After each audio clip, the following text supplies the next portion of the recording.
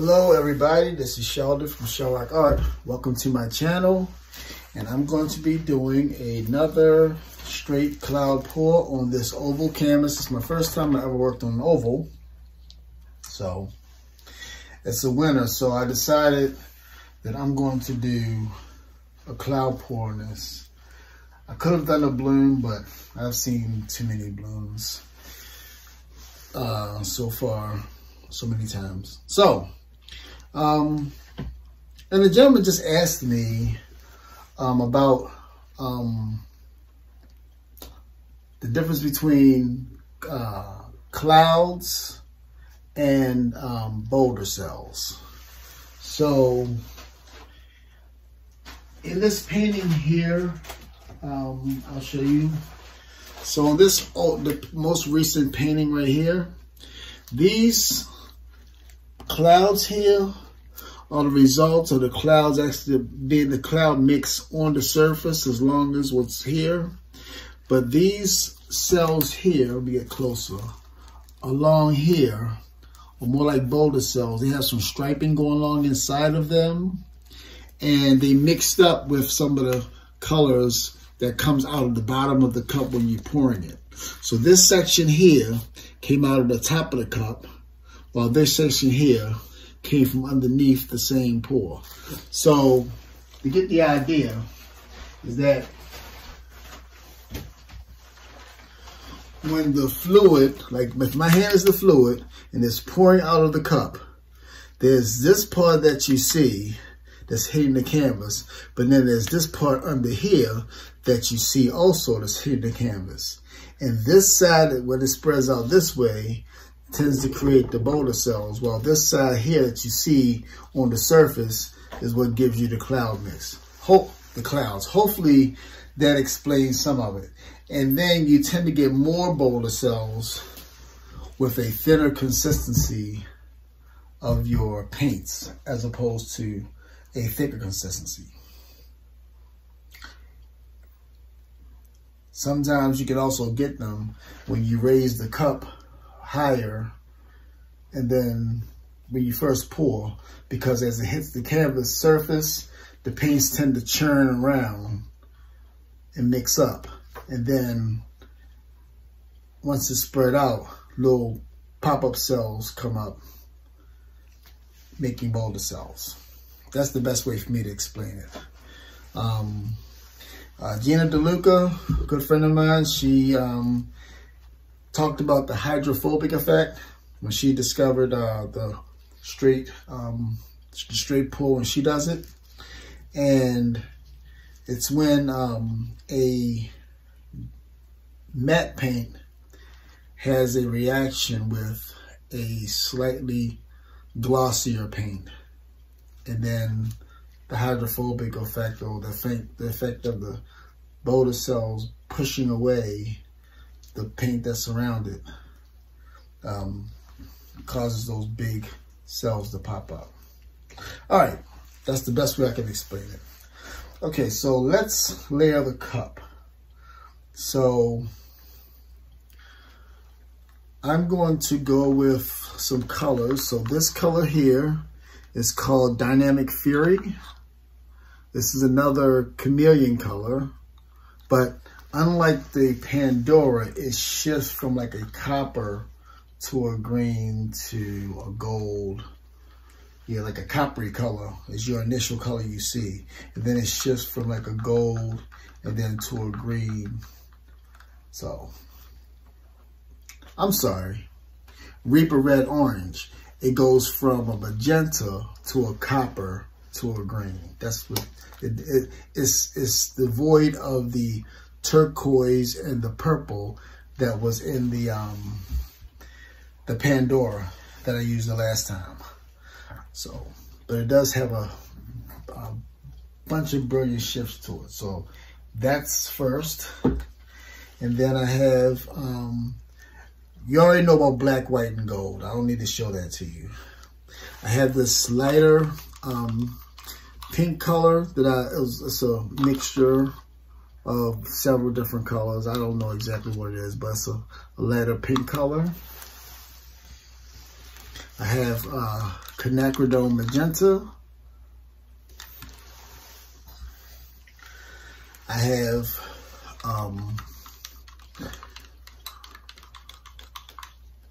yellow and nickel azo gold together. I have dioxazine purple, and this has a little touch of the Color Arts of African Violet in there for some sparkle. And I have one neon, what they call reflex color. This is reflex orange from Amsterdam. All right, so those are my colors, along with the black and white. So now I'm going to layer my cup. So a lot of times when people ask me about the layering, sometimes it's not just about the layers themselves, but it's also about the size of the layer. So it's all about sometimes it's about the portions too. So I wanted to give it a nice good amount of the show color, that chameleon color. And then chameleons are already great when you put it against a dark background. But I want this dark background to be plentiful in the center. Now, what I'm going to do is sandwich this with, sandwich my cloud mix with some dioxazine purple. And I'll follow it up with some cloud mix. And you want a good amount. You don't want this little tiny bit, because you want some nice puffy clouds. You want a good amount of the mix. And generally I add a little bit of gold just to border some of my clouds. And then what I'm going to do is use quinacridone magenta against that on the other side of it. And I'll follow that up with the reflex orange. I'm gonna contrast that with some black. I'll contrast that with a layer of purple. And then some of this light pink.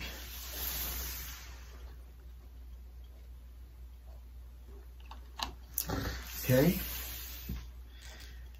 Then I'm going to go again with the quinacridone magenta. And I'm gonna go a little bit backwards. I put the purple on first. So now I'm doing the, oh, a little bit of black, sorry. That's okay. Some cloud mix. Gold.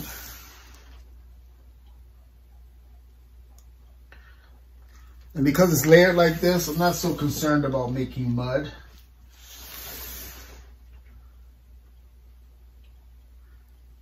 There's your purple right there, the dioxazine purple.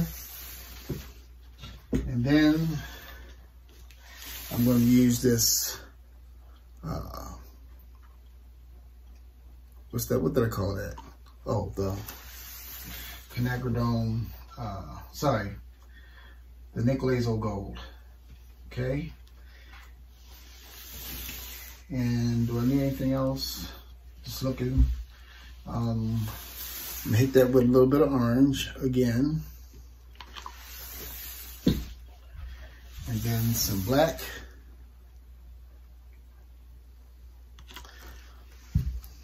So I gave it a second layer of the, what did I call that?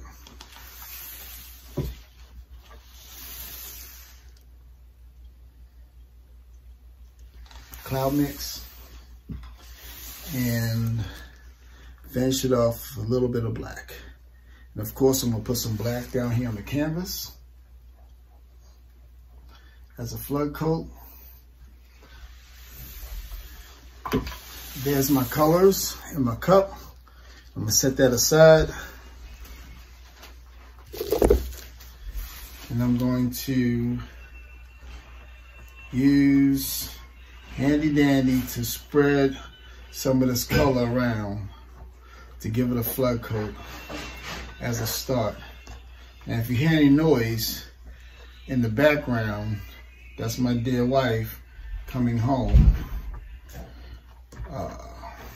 She was out having a long day today, so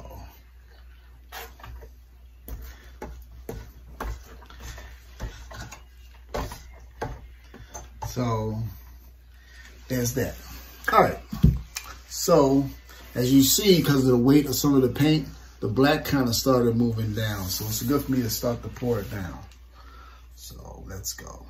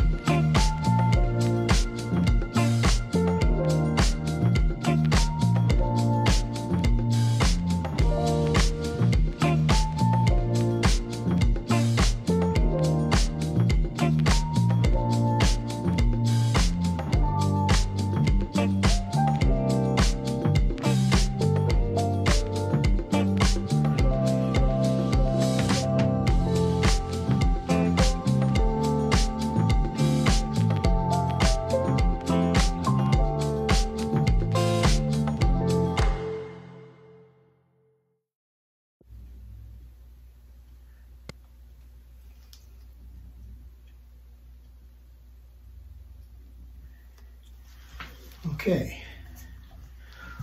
I think I like that better anyway. So let me kind of get it back up to the center. Move it around.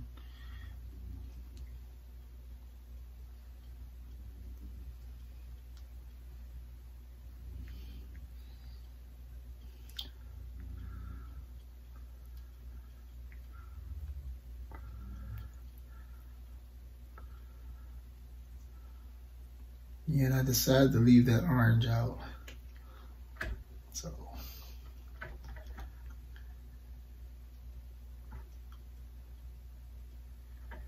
all right. So now that I got that, nice looking clouds.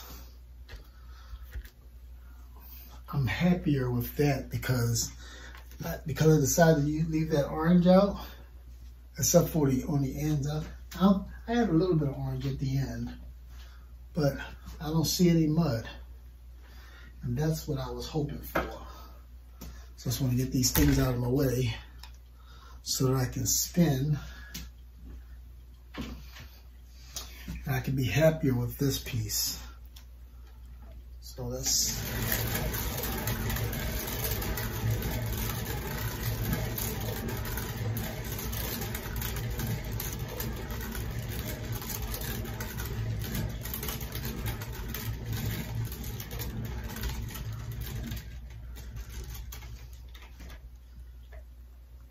Ooh, much nicer. Yes. Ooh, I love the way that cloud mix. Ooh, yeah. That was definitely the right thing to do.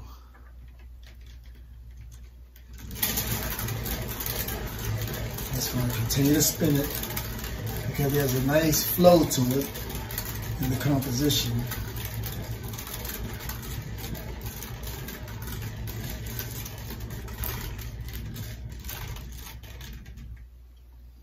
Yeah, I'm happier with that.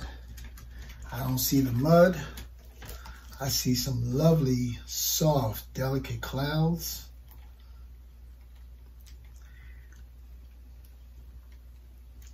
And I still got my areas, I think, in here, where I might get still some other color shifting on the other side. So yeah, I'm happier with this one. I really am. That composition is fabulous. I like that little slant that's going right there. There's nothing pulling. So I'm going to move this back over to the table, and then I will give you a closer look. Okay, wow, folks, that is one dreamy piece. I did not drag the toothpick through it this time, but look at those puffy, puffy clouds and how translucent they are. Look at that. Even on this side, with that little glow of pink coming through it. Oh yeah, that's definitely a winner. Got some little cloud puffs right there. But at the bottom, with the stripes in it, you got the boulder cells. That's what I was talking about, that difference.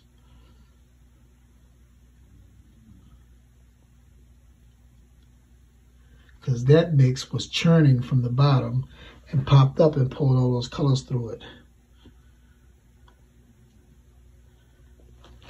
But this was already on the top, popping through on the top layer, along with those clouds. But that is fabulous. Oh, I'm so happy with this one. So thank you again for watching, and thank you for being there during some of my darkest times. Have a great day and happy pouring. Bye-bye.